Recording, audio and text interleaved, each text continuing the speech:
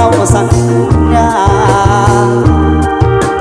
ว่าสิคืนมาบ้านซอยอายดำนาก็จนเขาถือพายังบ่ได้ข่าวเห็นว่าอุ้มคนเบิ่งคือมีคนอุ้มน้องลางสักหอดบอกว่าน้องนั้นมีผู้บ่าวยามเด็กไหลซอดเบิ่งคือคนน้องลูกจากเจ้าน้ำตาไหลยาวได้ข่าวไม่ไกลเวียนวนจังว่าฟ้าฟ้ามองลายอายอย่านอนเพียนใจคือฟ้าสักคนเห็นฟ้ายิ่งคิ้วอายแห้งเป็นห่วงหน้ามนเห็นฟ้าอุ้มคนเบิ่งคือคนอุ้มน้องเอาเกี่ยวเด้อรักทานน้องไว้เอากระได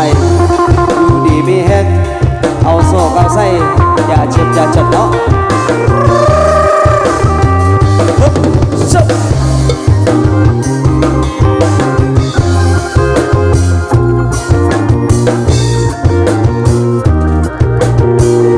เห็นว่าอุ้มคน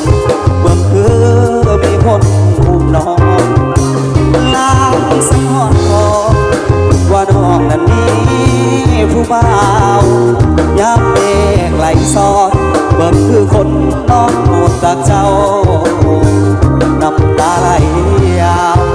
ในข่าวเมฆไหลเวียนวนจังว่าฟ้าฟ้ามองลาย